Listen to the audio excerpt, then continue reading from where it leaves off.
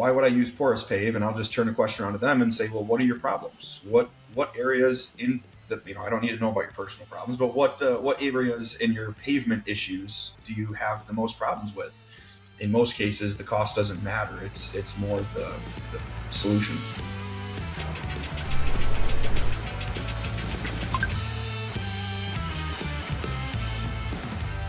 Hey, I'm Nate Wheeler. I am the host of Manufacturing Insiders Podcast. Really want to thank you for joining today. I hope that you learned some really great insights from this manufacturing leader that you're about to hear from. I also hope that you'll go ahead and hit that like button on the video and subscribe to our channel so you can see more of the stuff that comes out as we're continuing to publish content. Every like, every subscribe really helps us get this message out. And the message that we're sharing is really just a message of hope for manufacturers. I understand, I work with you guys every day. I understand how many different obstacles are in your faces, from technology to government regulations to competition from foreign and domestic markets. And I really want to share strategies with you on how to deal with these issues. And I think there's no better way to learn than hearing directly from somebody that solves some of these challenges.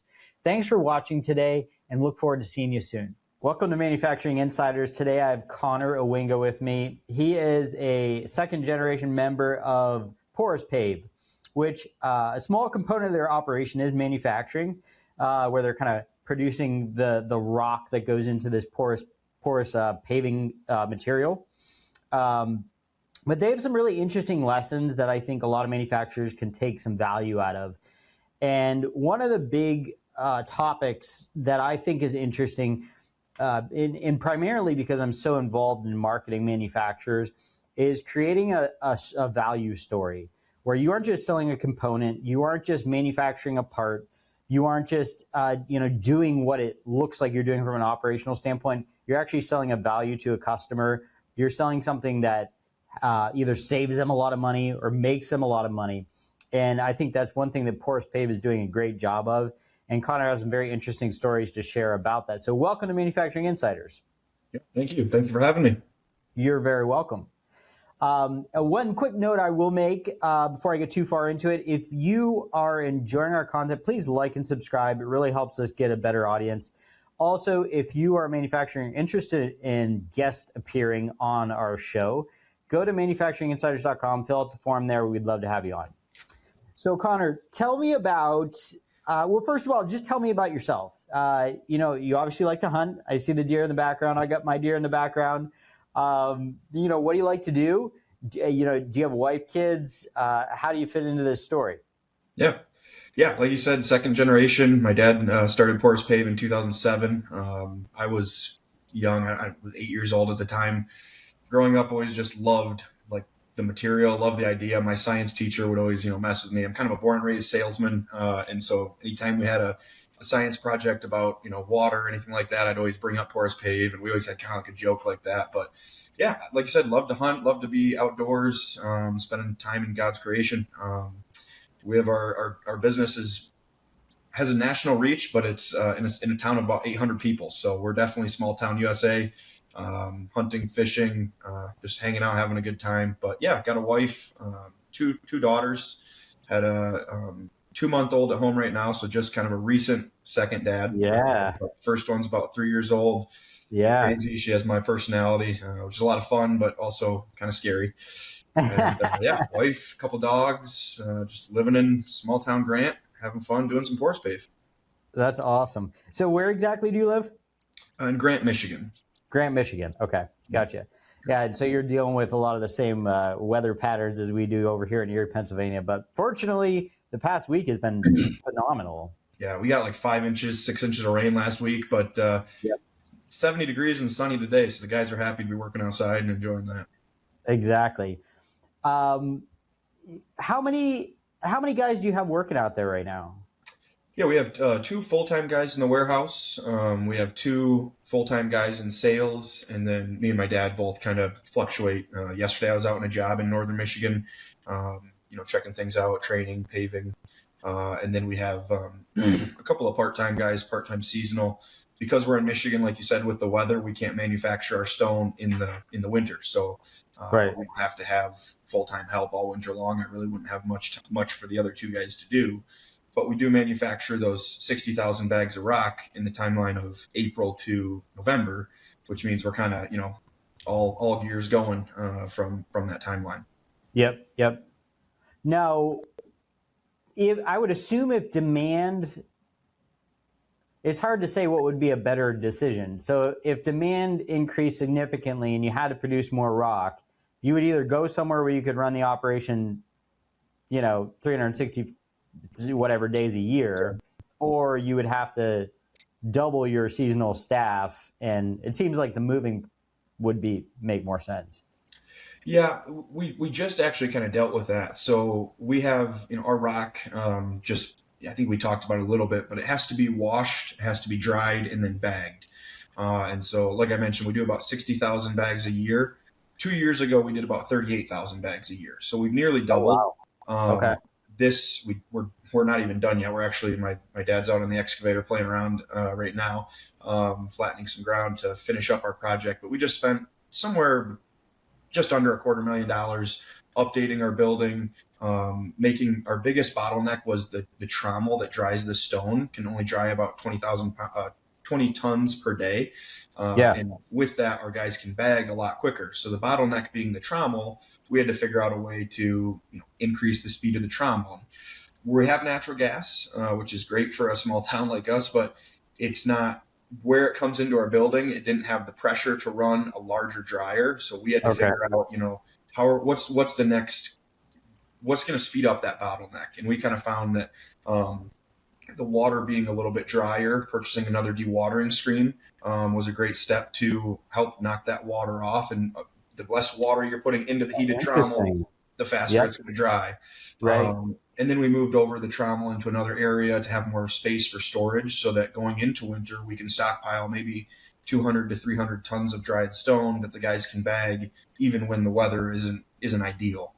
Interesting. So yeah, weather definitely is a big factor for us, but we're also, investing into kind of combating that issue because obviously we've had that large growth in the past 2 years and it doesn't seem to be slowing down anytime soon. So yeah. So the gas line is just too small coming into the building, right? Yep. And I know that in manufacturing operations they do this with compressed air, where the main compressor, but then they can send it to stations that increase the pressure of it, and then they can use it for other applications. And I'm not describing it great, but I know that that's done. Yeah. I'm wondering, if there's a way to have a kind of a intermediate, storage system, a tank where you can then have higher pressure gas. Obviously, you would fill that tank when the operation is not running and then use it at the higher capacity. I don't know if that exists, but it just popped in my head.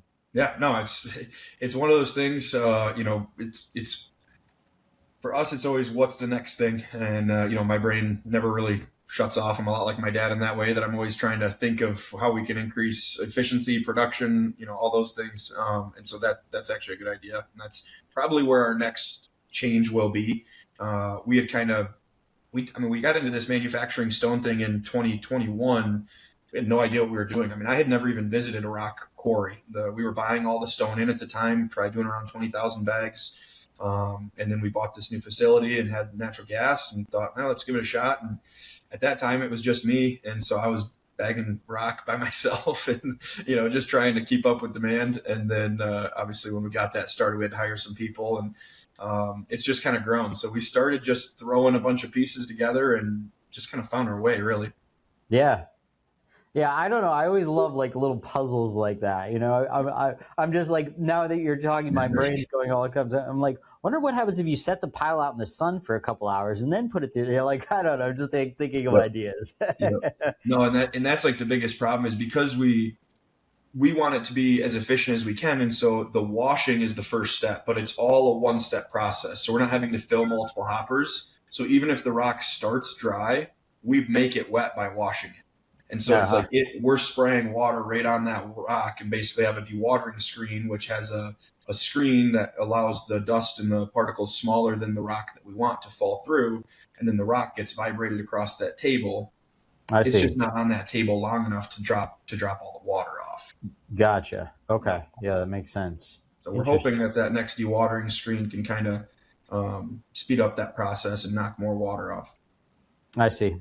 So, we should probably talk just a little bit about what the actual product is and what it does. Kind of what's your 30-second elevator pitch when you're talking about this product to somebody. Yeah, it's a permeable product made from recycled semi-truck tires. Quite often it's mixed with stone chips, the rock that we produce, but in some cases it's all rubber. And then it's a urethane glue. We have multiple types of hardnesses and aliphatics and aromatics and different types of urethanes, but in general it's rubber, rock, and glue. It's pretty simple, but there's definitely a lot of learning we've had in our 20 years. Yeah. Which I guess leads us into the next point, which is, why does somebody buy this product? I think we talked about, we don't really want to look at it from the lens of what does it cost versus concrete. It's more of the lens of what does it solve that concrete does not solve. Yeah, exactly. Yeah, I tell people all the time, it's a problem-solving product. So if you have a problem, what's the cost of that problem? If that problem is worth $1 million to you and concrete's worth concrete's 500,000 and we're 700,000, we might be $200,000 more than concrete, but we're still $300,000 less than your problem. So as long as Right. we're solving that problem, we're saving you money. A great example is a project we have going right now in San Antonio. A golf course wanted to add on to their existing property. They wanted to either, I don't remember what it was, but I think they were going to put in a new pool or build an addition on the hotel. The local government said you have too much impervious ground cover. And so they ripped out about 500, or they're going to be ripping out. They've done about 150 to 200,000 square feet, but it'll be about 500,000 square feet all in all of cart path they're removing of concrete to replace with our product, both because it's flexible and the concrete tends to crack, but also the main benefit is the water drainage that our product allows because it qualifies as a pervious material. Yep. Yeah, So I mean, so you have two different value propositions there. Number one, you don't have the same replacement costs that you would have on a traditional cart path, which some of the golf courses I go to, they haven't replaced them in 30 years, even though they need it anyway. So, I mean, I guess that one's an intangible cost. But so this product is not going to crack and fall apart like traditional concrete.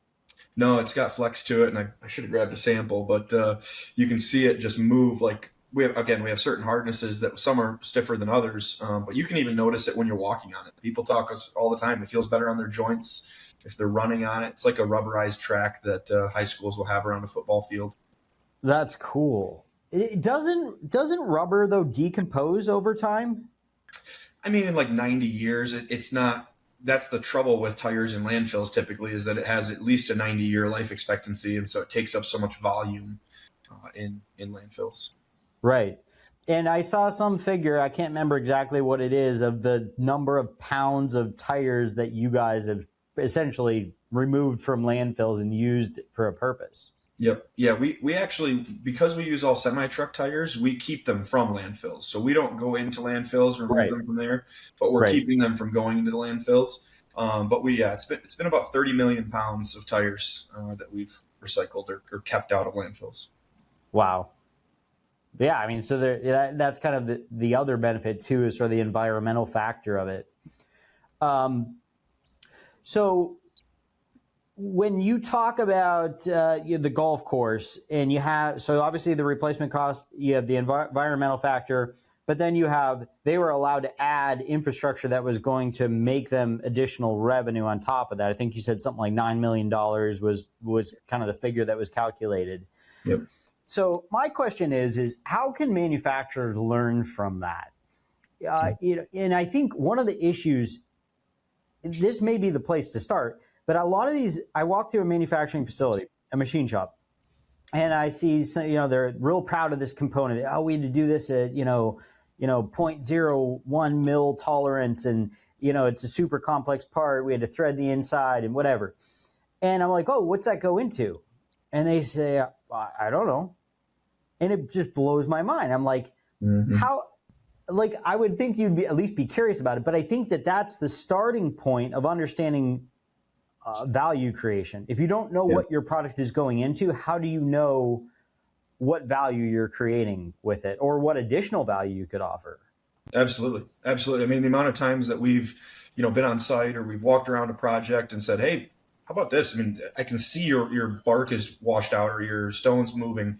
Thought about putting porous pave there, and they're like, I hate that area. Yeah, that sounds great. You're creating the value because you're solving that problem. So, I mean, the first step for us is certainly understanding the problem. I go to trade shows. It helps for me because I'm involved in the sales process and the manufacturing and the kind of the whole group of the product. But yeah, I mean, understanding your problem, I'll often go to a trade show and talk with a customer, and they'll say, well, why would I use porous pave? And I'll just turn a question around to them and say, well, what are your problems? What areas in the, I don't need to know about your personal problems, but what areas in your pavement issues do you have the most problems with?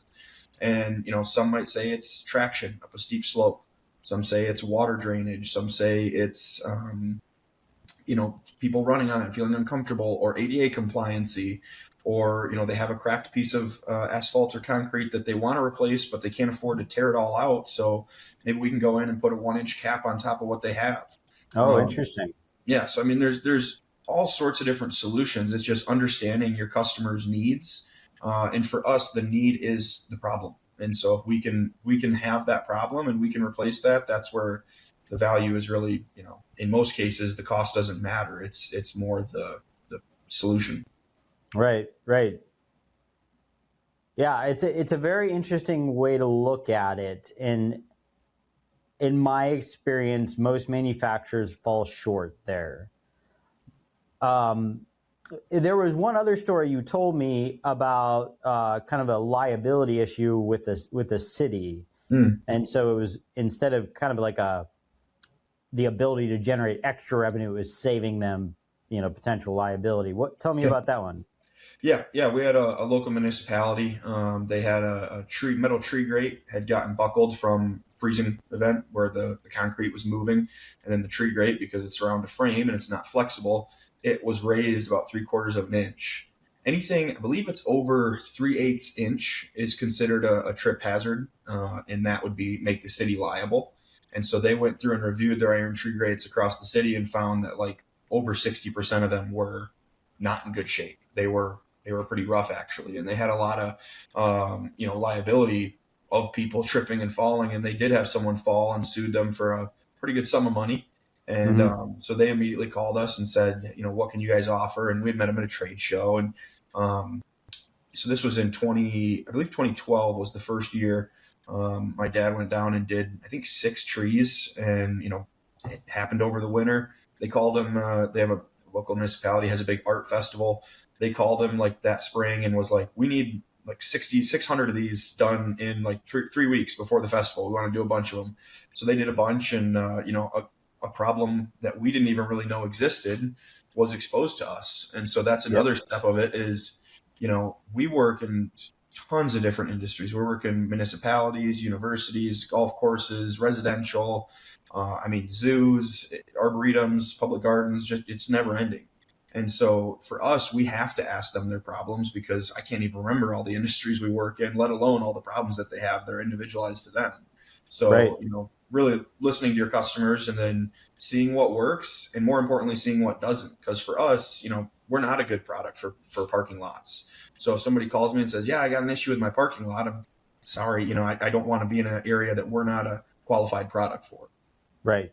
And that's because of kind of, the weight of, you never know what's going to be driving over that. And it isn't meant to withstand, a tractor trailer or a dump truck or maybe even a forklift. It can handle the weight driving straight across it. It's funny. I always tell people one of the greatest benefits of our product actually hurt us in this situation. So because our product's rubber, it has extremely high traction. And because it's permeable, there's no water that stands on the top. So whether it's wet or dry, there's never really any slip hazard. But in turn, because it's so much traction, when a tractor trailer or a dump truck or anything with tandem axles turns, if you ever see a truck or tandem axle vehicle turn, that front tire's sliding across the concrete or the asphalt. Go out and do that in your yard and see what kind of rut it leaves. Right. It won't slide on our product. So it can rip it up, and maybe not the first time, but after 100 turns, you'll notice an issue there. Yep. Yeah, so absolutely. We've done parking lot stalls or a lot of parking lot medians and parking lot islands. So we have an application within a parking lot. It's just not the actual parking lot surface. Gotcha. Okay. So I want to find a way to bring some examples maybe and bring this home a little bit to manufacturers about some different ways that they can understand how to unlock additional value. And maybe if you could help me understand kind of what your process is when you do that site visit, which most of these manufacturers are not doing site visits. When they're, they get a PO, they make the part. They don't do a site visit. Yeah. And, a lot of times that might make sense. If it's a $5,000 PO, maybe you don't do that, right?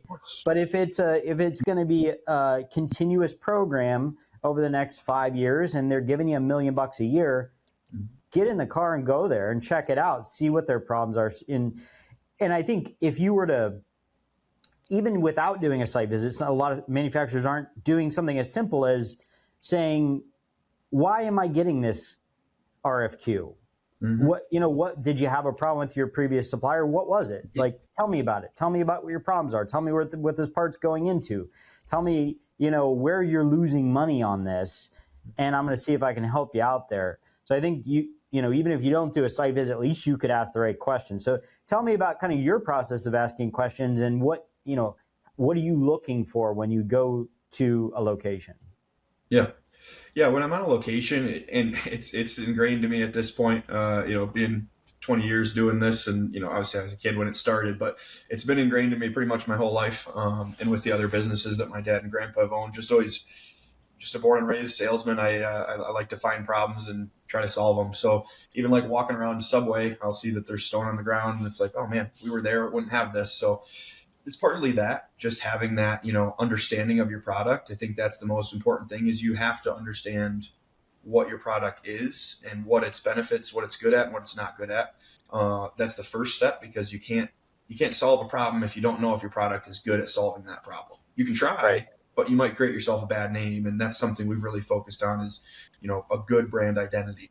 Yep. So I think, understanding the product is the first step, and then knowing what to look for. So knowing, which is again the product understanding, but for us, is that problem of the stone or the bark being washed out, is that there, or is there a steep slope that I slipped on, or is there a trip hazard? Is there a metal tree grate sticking up when I'm walking down the city, city landscape, that I can just find their parts planner and talk to them.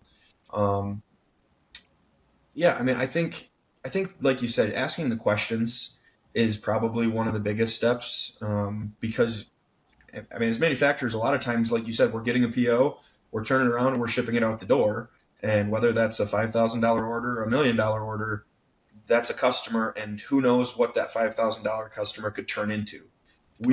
We've determined, back in the day when we kind of first started, we'd basically give the product away. We'd say, just let us be a case study here. Let us try this, because we know we have something here. We believe in our product, so we want to get this off the ground. So we'll give it to you for half price, or we'll give it to you for free, or whatever it was. And then, we learned through that. So it's always learning, it's understanding the product, but then it's asking people, even when you've already delivered, hey, is there something we can do better? Is there more opportunity out there? Is there anything you're struggling with? Is there anything more that we can do for you? Because in most cases, customers, they have a more opportunity. It's very rare that you have a customer that's a one-off and, they're just going to buy your product and be happy and never call you again. Right. Yeah, exactly. Yeah, it's a great mindset, and some of the other maybe examples might be a component supplier, precision component supplier that goes into the customer's operation and understands that there's some variability in their demand for this product. And maybe you can offer them some sort of a, on-time delivery or a stocking program or something like that. Mm-hmm. One really good tangible example that I came across is, Rolls-Royce back in the 1960s started a business model that they called Power by the Hour. And essentially what they realized was that they aren't selling an engine to the airlines. They're selling uptime. They're selling flight hours. And so they attached a whole set of analytics and maintenance programs onto their engine. And that's how they started charging these airlines for their engines, was by hours of uptime. And so, that really increased their business model. And eventually a lot of the other big engine manufacturers started copying the model. Mm-hmm. So that's the kind of mindset that I want manufacturers to start getting into is, what is that additional value that you can be offering? So you've been making quite a bit of investment into the facility too. Tell me a little bit about that and kind of your logic behind those investments. Yeah, I mentioned earlier a little bit about the main reason was production. I mean, we're a business. We have to, we have to be producing, but we also want to increase efficiency. The second big part of it was employee happiness. We're a local community, so pretty much everybody that works here we know, and so whether we know them well on day one or we don't, we're going to get to know them pretty well. But a couple of my friends have worked here. Some part-timers are local high school kids that I grew up with their family and know them. So because of that, we don't want to be, again, creating a bad name around town, but also don't want people going on Facebook and saying this is a terrible place to work or anything like that. So we had kind of separated the rock trauma, which produced quite a bit of dust.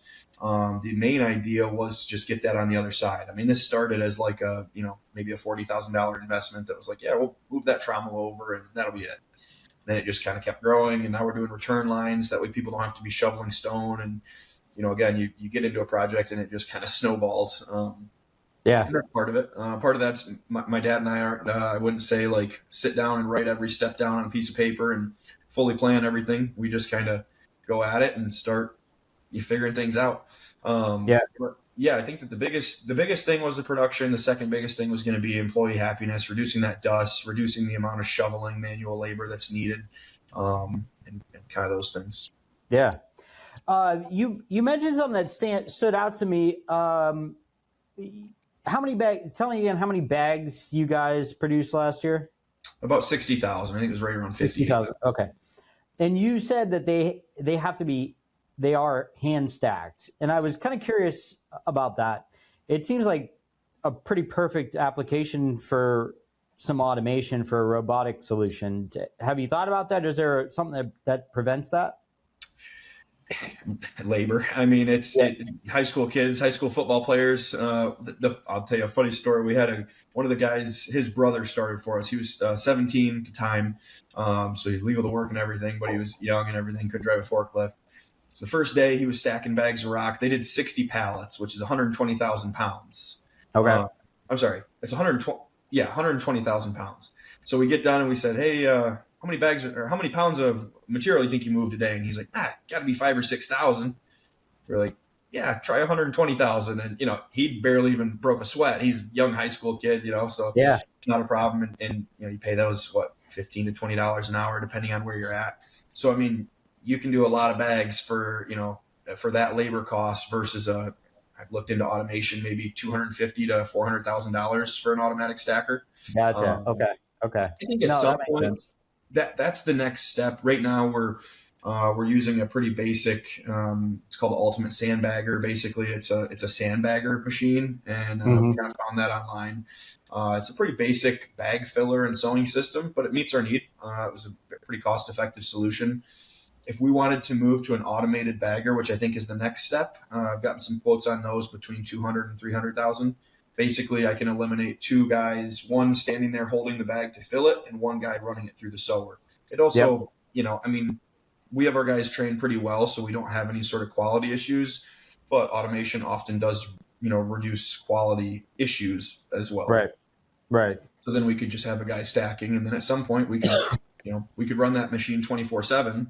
But then how do we fill the hopper automatically, and how all those things kind of, it's like, where do you start and then where do you stop? It just opens up a whole new can of worms. It's totally irrelevant, but it just popped in my head when you were talking about the kind of that snowball effect.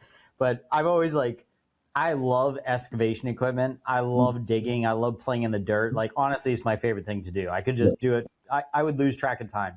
Yep. And so I always want to buy a mini excavator, and my wife's like, I don't really think that's a priority. Like, what are you even going to do with it? I'm like, well, I can do jobs and pay it off sometimes and whatever. But then you think about it, and it's like, okay, so then I need a dump truck, and then I need a trailer, and then I need a skid steer. I need all these things to go go with it if I'm really gonna. And I'm like, all right. So then I have a whole business. Yeah. But Well, if you were in Grant, Michigan, you could borrow ours, but yeah, I would love it, man. I just like dig ponds and oh, trenches and I don't know, fighting positions and yep. Yeah, that's how. I mean, I mentioned in our first call, my grandpa started a fish farm 54 years ago or 56 years ago now, and then my dad, growing up, when he got out of high school, he would do that all the time. People would call him and say, "I don't have a pond yet, but I'm thinking." And he's like, "Oh, really?" And then, he's playing on an excavator right now, and he loves that. It's the same way. He can do that all day, and he's pretty darn good at it. So yeah. it's fun. So this is weird, but I want to just like give a little plug for a previous podcast guest that I had. Because when you're talking about stacking these pallets, obviously that's like an ergonomic, risk issue, right? I mean, you do a repetitive motion, a couple hundred times a day, lifting something heavy. You got to have good posture and everything like that. So when you're talking about it, I thought about this really, really cool product that this podcast guest had, and the company's called Inseer, and they have a ergonomic software. And so basically, you record you have the software downloaded, you record them like with your iPhone or with a camera that they give you, and it shows you the movements that the person's making. It'll show you like a red line along their back if that posture isn't right. But it's like analyzing every motion of their body and showing you where their risk areas are. And you can then show that to the employee and say, hey, do it like this. Yeah. And it was just a really cool product. But I just thought about maybe if you're interested, I'll give you an introduction. But Yeah, great. But yeah, they have a really cool product. Okay, so tell me about. Well, I was interested. I've heard you mention, kind of faith-related topics a couple of times. So I wanted to just give you a chance to talk about that. And, how does faith play in your business? If I misread that, you can just tell me, no, it doesn't. But I just wanted to see if there were some thoughts there. Yeah, absolutely. No, for sure. It's what we're rooted in. Like I mentioned, my grandpa started a fish farm 56 years ago, and somehow here we are doing pavement. So it's nothing but God's plan. My great grandpa was a pastor, and on my grandpa's side, and then they grew up in Grant. My grandpa moved away when his family moved. The pastors obviously moved a fair amount, and they went over to Minnesota. My grandpa met my grandma in school. They got pregnant at 18 years old. Didn't really have much of a plan, kind of not planned, obviously not married or anything like that. And had my dad at 18, and they moved back to Michigan. His brother was here in Grant. They bought the house, and my grandpa was a roofer, and basically found out there was an artesian well on his property and started putting some fish in there as a hobby. And I mean, you can't make a story like this of how artesian well on a random piece of property that you buy turns into what we have here. Right. We have 70,000 square feet of warehouse space here. My dad had built that into, I think there was around 150,000 square feet of warehouse space. We still have the fish farm. And then throughout that, my dad grew that company to about 50 employees. And then 3 years ago decided it was time to transition it into an employee-owned company. And so he sold it to the employees, and then he kept Porous Pave. And so then him and I kind of, he owns Porous Pave fully, and then I kind of manage it for him because he's starting to be grandpa retired mode. I've got 2 kids, and my sister has 2 kids, and he put in a pool and likes relaxing. So I'm happy for him, and excited to see where I can take it. But yeah, I mean, like I said, you can't. To me, you can't live a life like this and not have faith and not realize that God's in control and you're following God's plan. Right. A lot of people do. Yeah. I mean, I would say a lot of people misattribute their success. I think what pushes me towards faith. So I grew up in a Baptist family. We were very, very strict. I mean, we went to church three times a week, and we had soul winning on Saturdays, and Bible study on Wednesdays. Yeah, so it was very devout. And then I towards my later teens, I started to fall away from Christianity, and I spent 4 years in the Marine Corps. I really didn't go to church or anything like that during that period. Then I got out and kind of started to get back into church, but then I didn't. But I think what's making me think about this more and more is the chaos that this world is right now, and it doesn't seem like it's moving in a good direction. And it's almost like without some sort of faith, you would just feel nihilistic. You just feel like hopeless, like what in the world is ever going to come of this?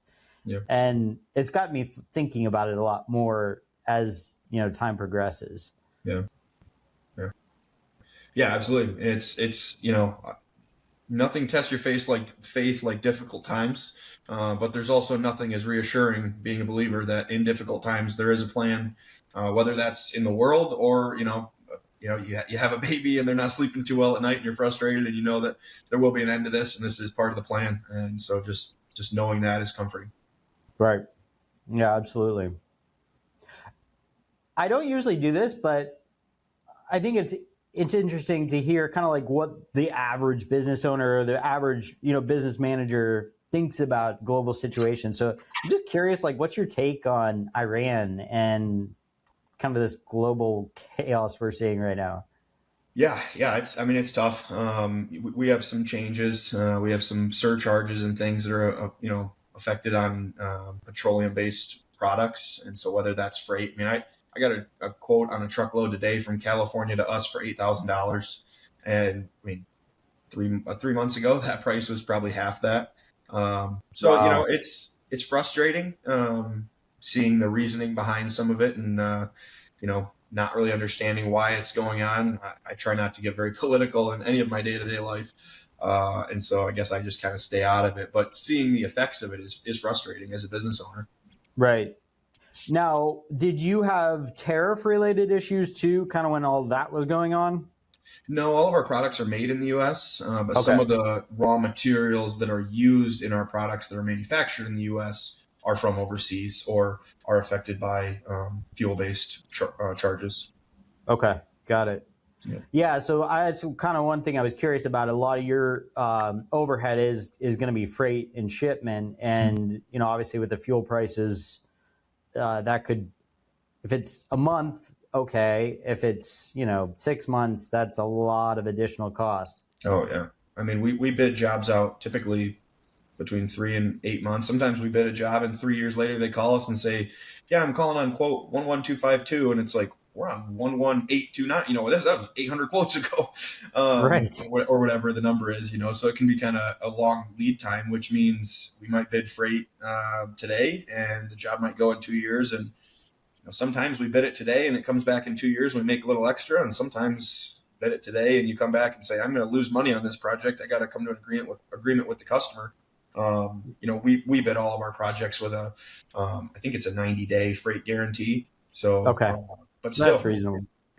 Jobs that were bid 3 months ago that are going today are a very different freight price, and sometimes we have to eat that and just understand that hopefully jobs that are bidding today in 3 months will make that money back, or however it ends up working out.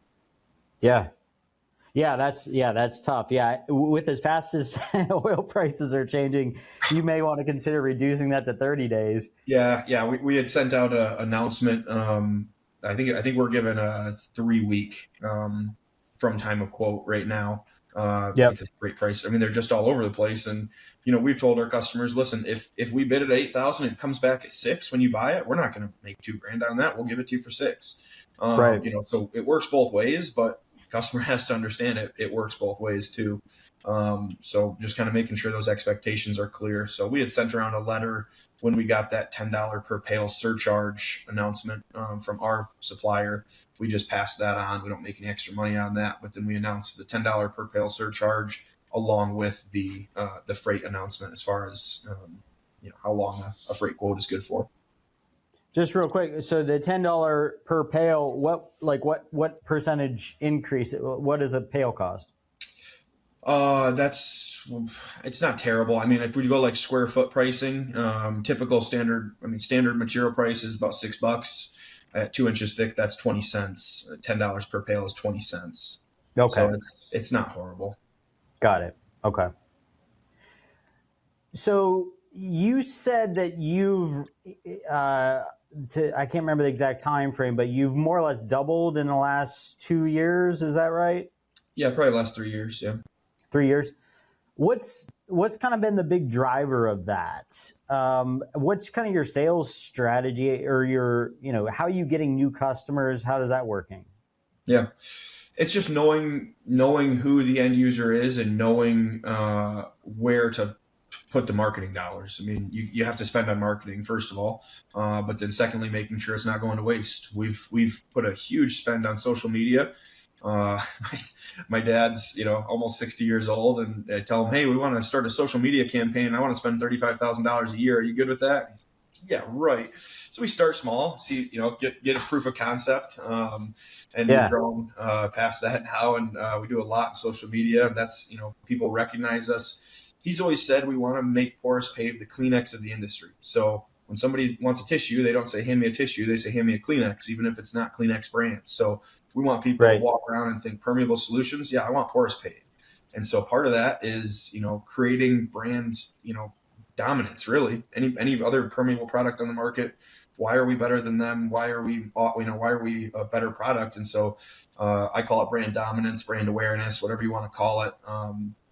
That certainly helped. But then also understanding that, going to a trade show for concrete installers isn't a great spend of money. World of Concrete's a massive trade show in Las Vegas. Kurt and I went out there. We flew out there and kind of walked the show, and it's like, yeah, maybe we could get installers this way, but we're not making money off of installers. We make money when an architect specs our job. So let's go spend the 10 grand that was, going to be spent at World of Concrete, and let's put that towards the ASLA group, the American Society of Landscape Architects, and we'll put more funding into there, because if we get specified on a job, then the installer has to install us. We have to, somebody has to come to us, and then they're asking us to be an installer rather than us trying to make a sales pitch to an installer. So it's an interesting, it's an interesting thing for us. It's always like the cart before the horse. If you don't have a qualified installer in the area, but you have a job, you'll get the installer. But if you have the job, if you have the job, then you'll get the installer. So it's always, kind of a bit of a game of cat and mouse, but just understanding for us, I would say understanding where our marketing dollars go and how to best use them has been the biggest increase in our overall bottom line. Yeah, no, that makes a ton of sense. And that's oftentimes where you land with a kind of newer product to market, or one that people aren't as familiar with, is sort of a confusing marketing. It's difficult to know exactly who to go after.